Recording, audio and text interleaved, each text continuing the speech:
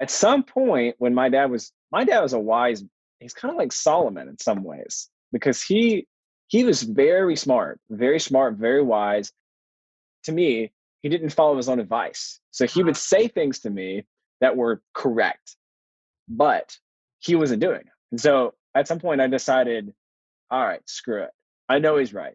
I don't want to do it in spite of him. I want to just go the other direction in spite of him. But I realized, all right, I need to make the wise decision regardless of what he does. And I couldn't quite articulate it at the time, but I was choosing an internal locus of control versus an external locus of control. And this idea is that with the external locus of control, I'm yielding control of my life to the outside world, to other people, to circumstances, whatever. Whereas an internal locus of control approaches things with the mindset of, you know what, I can't control everything, but I can control me. And so I'm going to do what I can with me and leave the rest up to the universe or God, in my opinion. And so that to me was massive. I mean, I remember the moment where I was like, all right, screw it. I'm not going to go the drug and alcohol route.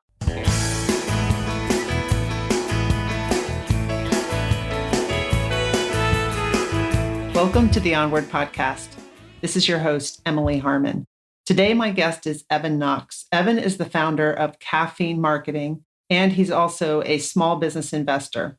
Caffeine Marketing makes profitable marketing easy for small businesses. And you know me, I've worked a long time in my life in support of small businesses, so they have a special place in my heart. Most people just throw money into marketing, hoping it'll all work. And Evan founded Caffeine Marketing to design a better way to help businesses create marketing that's profitable, not painful. But we don't really talk too much about marketing in this episode. Evan grew up as an only child with everything he could ever want. His father struggled with substance abuse when Evan went to high school, and his family lost everything due to his father's issues with narcotics. Then his parents got divorced. And Evan went on to Christian missions straight out of high school and established a strong relationship with God. Later, Evan married a wonderful woman who struggled with finances and was $100,000 in debt. They paid that debt off within 3 years of being married. And Evan started Caffeine Marketing to help business owners like his dad in 2017. Evan has doubled the bottom line revenue in his company every year for the past 3 years. So despite being 25 years old, or young, I should say, Evan has a lot of wisdom to share. Let's get to the interview. Evan, welcome to the Onward Podcast. Hey, thanks, Emily. I really appreciate you having me. I looked over your website and some of the questions that you're willing to answer in podcast interviews and stuff like that. I looked over your short history, the short version of it, and you've been through a lot. You've been through a lot. Yeah, I'm only 25. Just go ahead and give that away. Oh my gosh, that puts it all in perspective too. Wow. Yeah. So it's obviously you've had people on the show who have like way more adversity than can't even wrap my mind around. But to me, I've had my fair share of stuff too. You know what I mean? Yeah. And successes. So it's all a mix, and I feel just grateful. I was literally today, was just not to sound whatever, but really was just grateful. Like woke up this morning and was just thankful to God that I get to be here. You know what I mean? So it's good. And that's what I should have done, because I woke up this morning feeling like I'm not good enough, like I'm not getting enough done. And then I did my morning routine of like yoga and deep breathing. Yeah. Feeling much better. And I know that feeling will pass. One other thing I do is I lead the Onward movement. And we have a manifesto here in this Onward movement. And it's all about living an authentic life and making those choices every day that are true to ourselves. And the top bullet says, although we strive to improve ourselves, we know we're enough just the way we are. And I think sometimes I have to remind myself of that. Nobody's perfect, and you probably do too. But I think it's great that you woke up feeling grateful, because when you really look at your life, and me too, there's a lot to be grateful for. Mm-hmm. I fully agree. Yeah.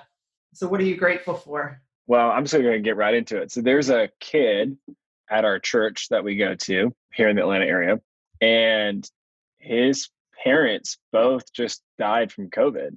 And he's like 17 years old. And honestly, I just have been thinking about him for the past couple of days. I'm not really the most tender person. I'm an Enneagram 8 and a red temperament. So I'm kind of intense and lack empathy. But man, I've just been thinking about this guy and praying for him, and I just can't even imagine, you know what I mean? And so I look at the stuff that I'm today, right? So like we're reorganizing the office for social distancing and all that stuff. And so I'm not going to get my sweet window office anymore in order to make it work. So that's kind of bumming me out. And then I just put it in perspective and I'm like, you know what? It's really not that big of a deal. So I'll be bummed out about it for a few minutes, but yeah, I mean, it's just stuff like that. I'm just thankful to be here and that my issues are so small and that my family is healthy, and it's all relative, I guess. Yeah, I'm glad that kid has people at church, and hopefully he has family that can help. But I mean, my kids just lost their dad, and they're adults, like they're 27 and 24, but their dad just died in December of cancer. And I can't imagine what they would be like if they had lost both parents at the same time and, or around the same time. That's got to be, it's tough. Yep. So I'm grateful too. You made me grateful, even more grateful today. So tell us a little bit about your story, your life story. So I feel like I've, just over the years, I feel like I've shared it so many times. So sometimes if I say it and I realize it sounds almost callous in a way, or if it sounds just like factual, it's just because I don't know, it's my story, you know what I mean? So I grew up in the Atlanta area. I grew up in a fairly affluent neighborhood. My dad owned a diamond wholesale company and also worked at my grandfather's jewelry store. So we were just pretty well off. I was an only child, so they didn't have like a bunch of expenses for multiple kids. They just had one. And so I really just grew up with everything I ever wanted and needed. And I remember stuff started to get a little hairy when I was like 11 or 12. I was kind of picking up on stuff. And I remember one time, it's funny because I'm a fairly confrontational person now, but just to look back. And I remember one time my parents were arguing and I just walked in the room while they were arguing and I like overheard it or whatever. And I was like, you guys have to promise me you'll never get a divorce. And I remember that moment. I remember where I was at, all that stuff. And then fast forward to like stuff just starts really getting out of control when I hit high school, and I can't quite wrap my arms around what's happening. You know what I mean? Like, but I know something, like my dad is doing something sketchy. Like, I don't know quite what it is. It's not until a little bit later in high school that I find out, okay, he's doing drugs, definitely doing crack. I don't know what else he's doing. And he was a high functioning drug addict for a little bit. And then eventually he couldn't make all the plates spin. So we lost everything. My parents got a divorce. We went from having a regular house, a lake house, timeshare, all vacation stuff, all that jazz. So literally the banknote being on the door. And my mom and I having to move out, and my mom getting a job at a customer service thing just so I could finish out high school and see if I could sneak in to stay my senior year at that high school that I grew up in, because we couldn't afford to live in that area anymore. So she was like, if I could just get him to start of senior year, then we can move and he can commute in. So it was really tough and that's awful really and hard. stressful. So yeah. For especially your age, because you just feel so out of control. You can't control it, and see your family all falling apart. And how did you react? How did you handle it? Did you turn to drugs or alcohol or anything, or how did you handle the stress? I feel like there were a couple times I thought, you know what, I could head that direction. That's certainly a possibility. But the thing that was really well timed, I guess, or felt like there was some divine intervention, was that I discovered like Christianity. And my parents had gone to church, but it was like we just go to church, like a cultural thing. And my mom is a Christian too. And it just wasn't, to me growing up, my perception is it wasn't like a super serious thing that we were in. And so I really kindled this faith and relationship with Jesus when I was entering high school or the end of middle school. And I was at a crossroads and I thought, you know what, I can either lean into this because I know that this has brought me life so far, or I can deal with my problems the other way. And I can lean into girls and drugs or alcohol or whatever. And I just thought, you know what, I really think that I found life in this relationship with Jesus. And then also, I really don't want to make the same mistakes my dad is doing. And were your friends that you were hanging out with, they were more into Jesus and religion and everything than they were drugs? And looking back, I've kind of realized that I've not quite fit the mold in a lot of ways. So I even felt that in high school. Like I had friends in multiple friends groups, you know what I mean? So I was a football player. So I was like, pretty good friends with a bunch of football players, which was not a religious community by any means. That's not to say you couldn't be a Christian football player, but that I didn't get that vibe. And then, yeah, I had my church friends. One of my best friends, actually, we work now at the same place, which is super cool. We went to the same church growing up. And yeah, I mean, it was a mix of friends. Looking back, my friends would say that I was kind of the one in that spiritual group that was leading that. But I think that was because to kind of put it this way. So my dad, my earthly dad, was really struggling. And so I found like love and affirmation and purpose and security in my heavenly father. And so I thought, you know what? I just became in love with God, to lack of a better word, because I just was experiencing this unconditional love from him where I wasn't getting from my dad. And so I was just fired up. Like I was That's just like wanted awesome. all my friends to know about Jesus because I just had experienced so much grace. So yeah, I think that definitely helped me stay out of trouble. I think also this is another thing, the being out of control thing that you mentioned. I Mhm. didn't ever want to be out of control. And so like if I was doing drugs or if I was on drugs, I was out of control. Like I never did like drugs, Uh-huh. but like I knew that I would not be able to control myself like I like, as well as with alcohol. Like if I drink too much alcohol, I would be out of control. So it was multifaceted, but I would contribute most of it to that faith. And then yeah, some to friends and That's great. yeah. Yeah. Okay. So you graduated from that high school? Yes. Okay. My dad actually got out of jail on the day of my graduation, which was so fascinating because I had just tried to forgive him as much as I could in that season. I'm not trying to like be overly religious here or whatever, but like I felt like there's multiple times I felt like I was talking to God, and I'm not sure that God was really talking to me, but I was just talking to him. And I just kept thinking, man, I do not want to forgive my dad because there were so many times that he didn't show up. He would blame stuff. We were losing everything. It just was like, it was a lot to forgive somebody for. And I thought, I really don't want to forgive him. He does not deserve my forgiveness. And I felt like the only time I've really ever kind of heard God, quote unquote, is I felt like when I said, hey, my dad does not deserve my forgiveness, I felt like God was like, hey, you didn't deserve it either. And I gave it to you anyway.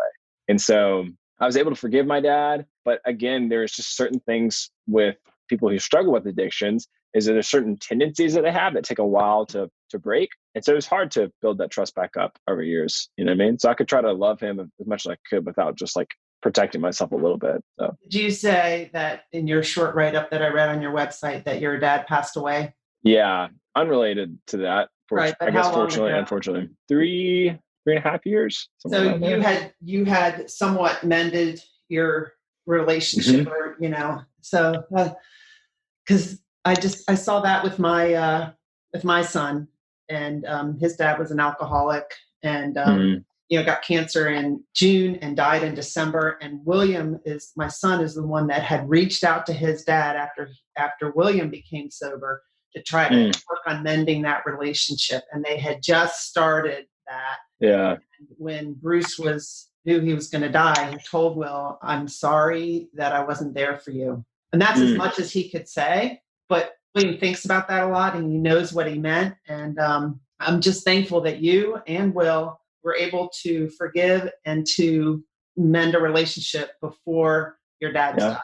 Because Mm-hmm. I can't imagine if they had died and you hadn't been able to do that. I mean, it would just be really hard. Yeah. And definitely a heavy subject, but I fully agree. I'm very thankful that, there was stuff like when he passed, I thought to myself, you know what? Was this the relationship with my dad that I wanted? Not really, but like, no, no one wants their dad to be addicted to drugs or struggle with that.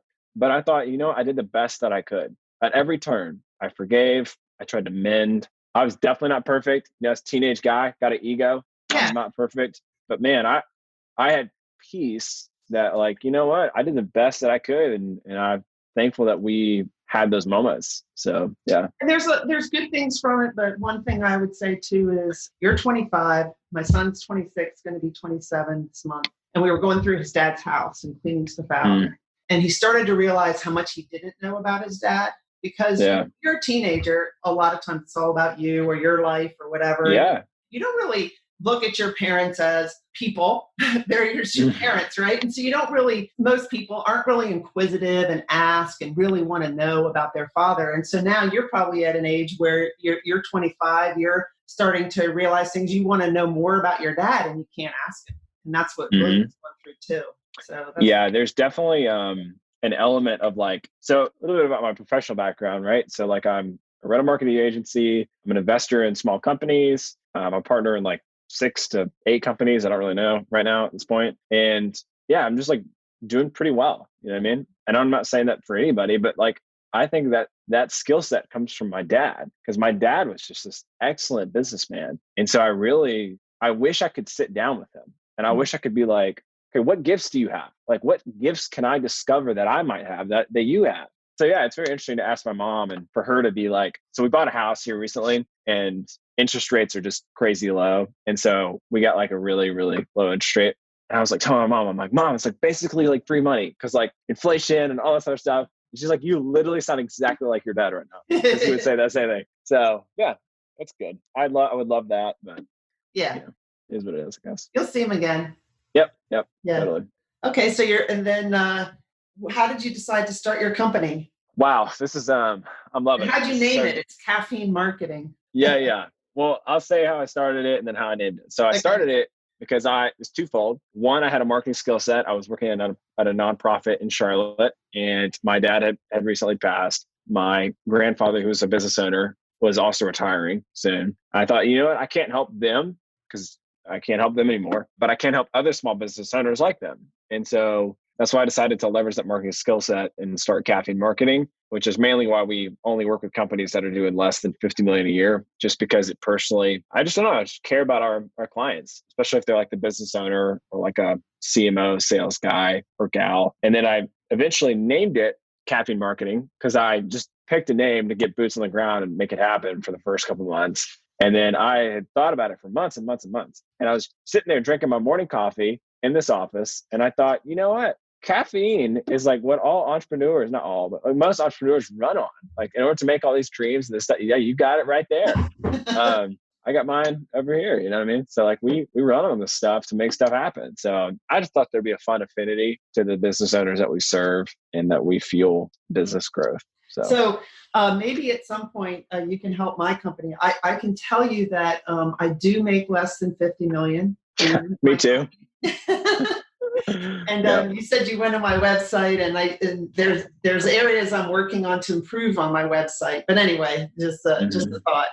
It's great. Yeah, I would love to. Yeah. So that's awesome. So you said that then you got married and you paid off a lot of debt, and you also went to college, finished college and your bachelor's degree in 5 months. And then you tell me you're only 25. You got to explain that to me, how you did all that. Well, maybe I can't quite explain most things, but I'll try to explain the order of events and maybe that will help. But I left high school and it was like I mentioned, it was a nice area. And so I was one of 4 people out of a class of like 700 plus people to graduate who did not go directly to college. And I remember my principal pulling me in the office and I knew him because he had been our principal for elementary school, middle school, and high school. So his name is Gary Davidson. It was Shout out to Gary. School? Was it private? No, it was public school system, but he just kind of he got promoted along the way. You know what I mean? And he's still the principal there, so it's just super cool. Great guy.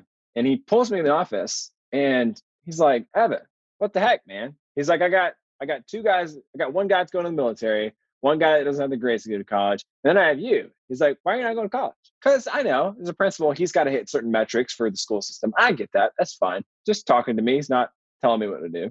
And I was like, well, this sounds crazy, but like, I just feel like at 18, now is the best time if ever for me to go like do mission work. You know what I mean? Like, let me go live overseas or something. And so I joined an organization called YWAM, went and did that right out of high school. And so I didn't get my American degree or whatever. And so then where's that? When you did that organization, where did you go? Did you go overseas somewhere? Yeah. So I went to Australia and I did like my training in Australia. And then I went to Thailand for what we would call outreach. And it was a blast. It was humbling.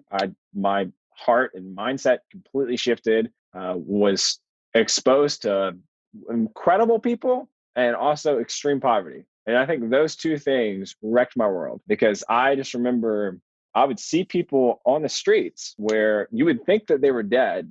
This is hopefully not too graphic, but like you could see through their skin because it was rotting off because they were so poor and just, it was heartbreaking. And so I had to reconcile that. Yeah. I had to reconcile that with my worldview and all this stuff. So did all of that. Awesome. And then I eventually go to Colorado and I ended up working at a church out there. And that's where I met my wife.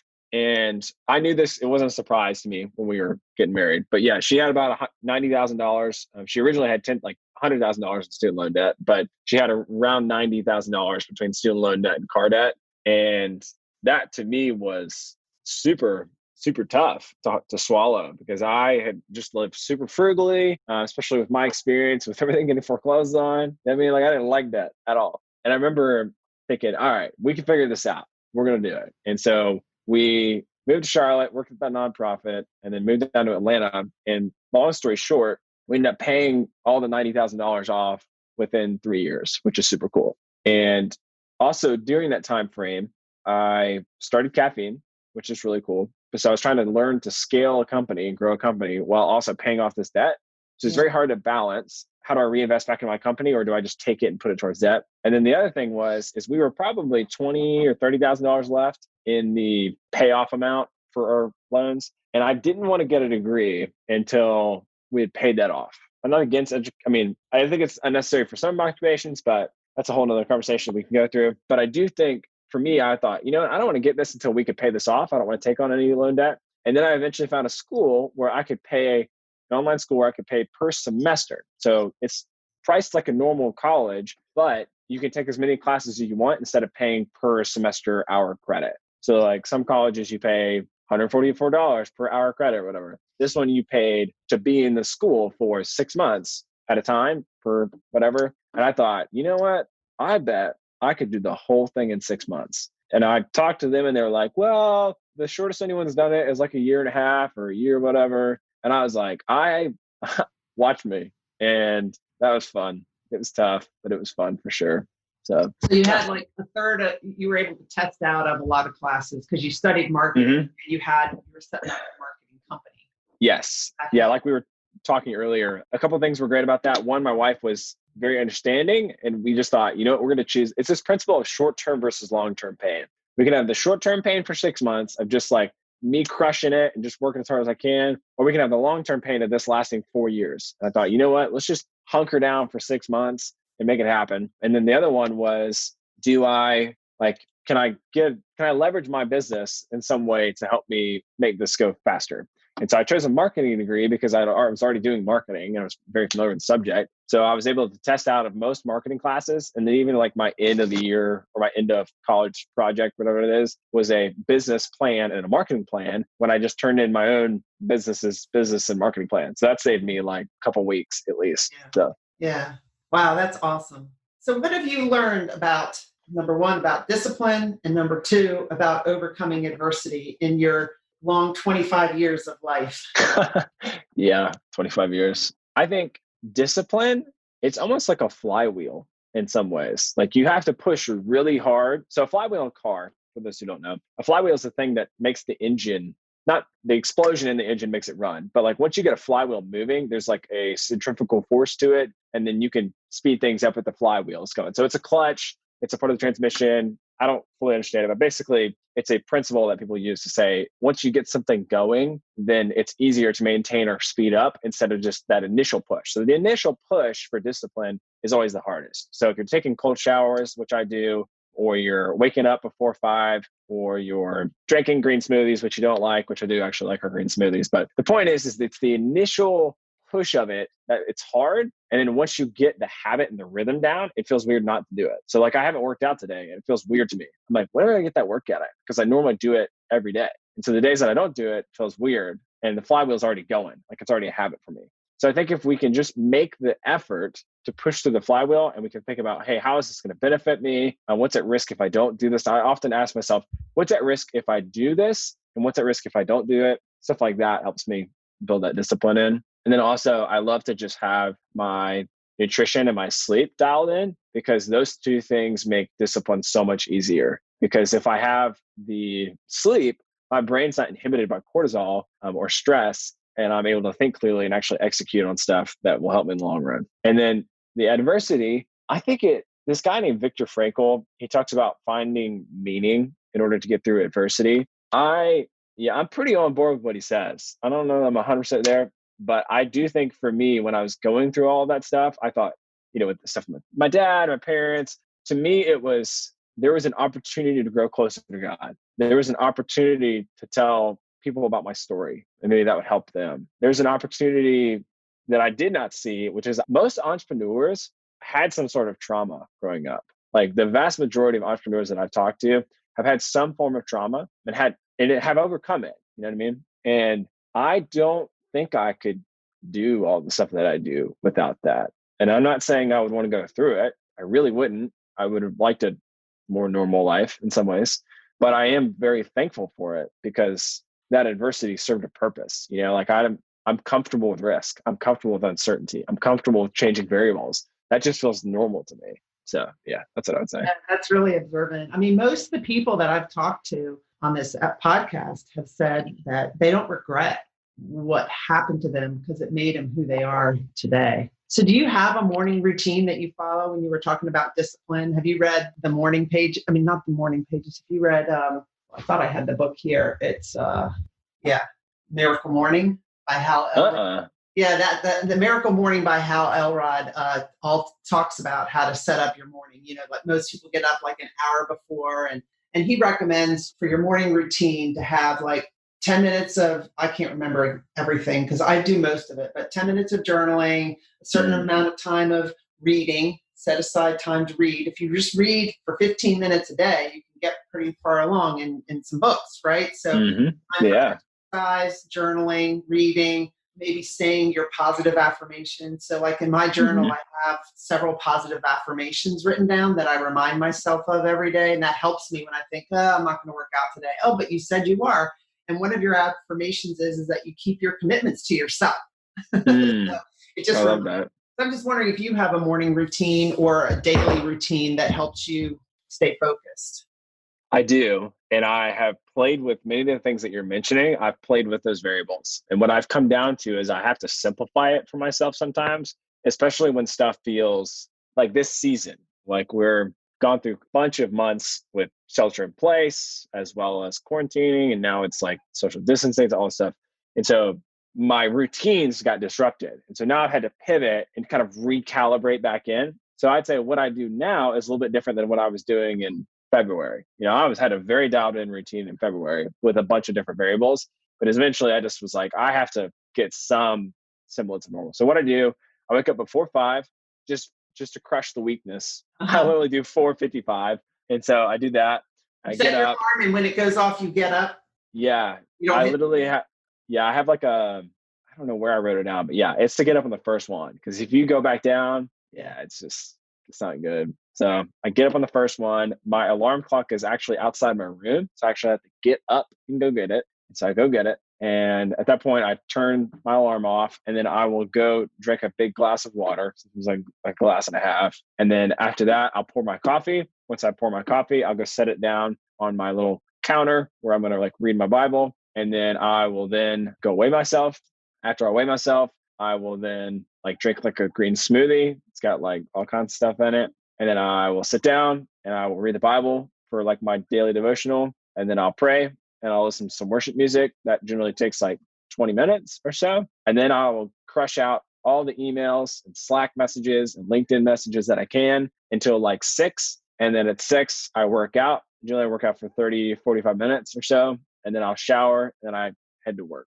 And then I have a routine even when I get to work. So I've got like a workday startup ritual, and then I've got a regular startup ritual, and a workday startup ritual. And I'll go get a decaf coffee in the morning because I already had a regular coffee. And then I'll sit down and I'll use a thing called the Michael Hyatt Planner, and I'll write out my big 3. It's like my daily big 3, and light up my weekly big 3 and all my to-do items. And then I'll finish out any emails that I need to do and then go from there. So yeah, it's good. But I love the positive affirmations. I don't do those right now. I love meditation. I love that. Like I don't do it right now, but I have in the past. Breathing is great. Love breathing exercises. And sometimes I'll leverage those whenever I feel like a lot of brain fog. Then I'll like do meditation, stuff like that. You said ending your shower with cold water. I started doing that recently. But it really helps. Yeah. I love it. I love it before bed. So I wear this thing called a Whoop, WHOOP. And it tracks a bunch of variables, and it actually gives you like a recovery score, like how recovered is your body every day. And also how much sleep did you get, REM sleep and shortwave sleep. And it's like the only certified wearable tracker for sleep and those other metrics. And so I love to optimize my sleep and my recovery. And part of that is if I can get a cold shower in before bed, or if I can make the environment as cold as possible, I'm quicker to go to sleep and get more restorative sleep. So showers are great. They either wake you up or they get you cooled off to go to bed. Oh, cool. I'll have to try that. So how's your mom doing now after everything that she's been through? She's doing pretty good. It kind of got worse. Not worse. I'd say different after that, because she got divorced and then eventually she got remarried to a guy named John. John was great. Love John. But after about 3 years of marriage, John died in a car wreck, which is like awful. And it's different, right? Because he would be my stepdad. And obviously not the same relationship my mom has with him. But I would say it was really hard for me. But obviously it was really, really hard for her, especially after going through what she just went through. And so, yeah, I mean, it was, needless to say, it was tough for her. But then since then, she's done like pretty well. She worked at an interior design firm. Now she works at a law firm. She has a grandson now, so she's super pumped about that. She loves that. I saw her yesterday, so she's emotionally, spiritually, she's in a really good place, She which has is a great. grandson, which means you have a son. I do. Yeah, he's 1 year old. Oh, 1 year old. Yeah, we're fresh at it. So he's great. We big fans, but we also know that we're not baby people. So we're like, he's like starting to kind of, well, he already babbles and walks, but I'm really looking forward to having like a little heart to heart with him, you know? Oh yeah, I know. But enjoy the days that you have now too. Totally. They're all good. They grow up so fast. My son used to be a baby and now he's 27 almost. So it's crazy. Right before your eyes, before you know it. All right. Well, you've shared so many good tips about discipline, about overcoming adversity. I think mindset, even though we didn't use that term mindset. Any other tips that you want to share with the listeners, and then also share how people can find you? And I'll put it in the show notes as well. Yeah. Two things come to mind that I feel like are important in my story. One historically, and one definitely present day. At some point when my dad was he's kind of like Solomon in some ways, because he was very smart, very wise, but never fought. To me, he didn't follow his own advice. So he would say things to me that were correct, but he wasn't doing it. And so at some point I decided, all right, screw it. I know he's right. I don't want to do it in spite of him. You know, I want to just go the other direction in spite of him. But I realized, all right, I need to make the wise decision regardless of what he does. And I couldn't quite articulate it at the time, but I was choosing an internal locus of control versus an external locus of control. And this idea is that with the external locus of control, I'm yielding control of my life to the outside world, to other people, to circumstances, whatever. Whereas an internal locus of control approaches things with the mindset of, you know what, I can't control everything, but I can control me. And so I'm going to do what I can with me and leave the rest up to the universe or God, in my opinion. And so that to me was massive. I mean, I remember the moment where I was like, all right, screw it. I'm not going to go the drug and alcohol route. I can't blame everybody else. And so that was pretty big for me. And then the other mindset thing is I try to think about what matters 100 years from now. So if a business deal doesn't go through, or the office thing, like I mentioned, that I don't love, whatever those are, I go, does this really matter 100 years from now? Nah, it doesn't. And so to me, it's a perspective that helps me let go of some of this stuff that can feel overwhelming. And then, yeah, if you're in business and want to grow your company at all, I've got a free guide on my website that'll teach you how to build a winning sales funnel, which will help you increase revenue and get more leads. Just caffeine marketing. But if you just want to connect personally or have any other follow-up questions, you can go to evanknox.com and love to chat with you. So I got another question for you. Do you know how your dad got addicted to drugs? Like what started it? Yeah, I have a general idea, and I'm talking motivation stuff wise. He struggled with some of that stuff in high school a little bit, and then continued to struggle with it his whole life, like on and off. He'd be clean for a couple of years and he'd relapse and some of that. And I think it had to do with like his wiring in some way. So I don't know if anyone's familiar with this phrase, but it's called an Enneagram. I would think that he is an Enneagram 7. And I think that he tried to avoid pain. And so he didn't want to experience pain. And the way that he would do that is by numbing himself with drugs. And so that's my guess, is that when stuff didn't feel good inside, I don't think that he knew how to process that.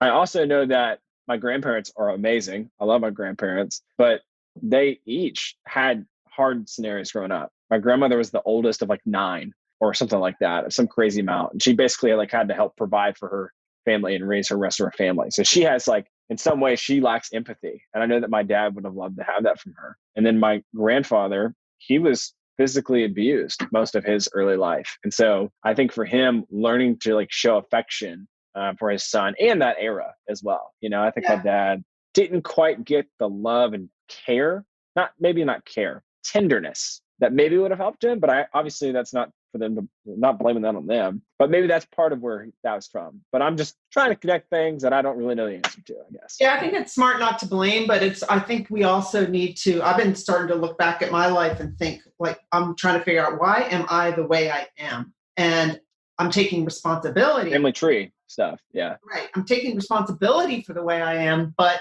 there's reasons for, like why I stay so busy or, whatever it is. And there's ways that I don't want to be. And there's areas where I'm working on improving myself. And part of improving yourself in those areas, I think, is to understand kind of why you are that way. Then I think understanding it helps you address it. Yeah. And not let it become, so I went on this retreat that I'm not supposed to talk about the retreat. So I won't name the retreat because it like ruins the experience if you know what happens. So I'm not gonna say what it is, but there's this retreat that I went on where they teach you about this thing called shadow. And so the shadow can actually be something that it's like the little boy or little girl inside, right? And it's like this thing that you develop, this coping mechanism or whatever. For me, one of them is control and confrontation. And those two things have served me really, really well. But if I don't at least bring them in front of me instead of having them on my back and letting them just kind of take charge of my life, but if I don't just put them in front of my hands and go, you know what? I have a tendency to want to take control of things, and I don't like feeling out of control. But I also don't like feeling when I'm not safe. If I can put those things in front of me, I can use them and leverage them and go, you know what? I don't want to be in debt. I don't like having that loss of control. I can work really hard in order to get us out of debt. Stuff like that. So it can be leverage, but as long as it doesn't rule our lives, then I think. So for my example, my parents, I feel, really pushed me. And so I was playing basketball and I was all, even though I was good, I was always trying to improve. My dad would say, remember that time when you went left? If I had scored 40, 50 points in the game, remember that time you went left? You should have gone right. And so I'm always looking to improve and I'm always looking to achieve. And can be really good. That's how I went so far in my career and everything. But then also it can lead to not feeling good enough, not taking credit, not slowing down and being grateful, not looking at the small wins and feeling good about those. So bringing that out and understanding why I am that way helps me to not be that way. I wouldn't be where I am now if they hadn't brought me up that way. So there's good things. There's always, two sides of a coin, right? There's pros and there's the cons of everything. Yep. 100%. And I think that's a very nuanced way to look at it. So I love that perspective. Yeah, but I'm figuring it out at age 57 and you're 25. So I'm still figuring out. 57. Thanks. Thank you, Evan, for being on the Onward podcast. Yeah, thanks for having me. I learn from every one of my guests, and that's why I love hosting this podcast. I can't believe we're coming up on 100 episodes. We're getting close. I got to figure out a special way of celebrating that big milestone. How do you like the podcast? Can you send me some feedback? Message me on LinkedIn, message me on Facebook, send me a message on Instagram, or leave a review wherever you listen to the Onward podcast. From time to time, I do get messages letting me know how this podcast is helping people live their lives in a more authentic way and helping them overcome adversity. And those stories keep me going because, I'm sitting here in my office in front of a computer recording, not really knowing everybody who's listening. And I'd love to get to know the Onward podcast listeners better. One thing I wanted to announce is this week I'm kicking off the Onward Accelerator VIP program. It's a coaching program, and the coaching program will help you develop a personal path to fulfillment.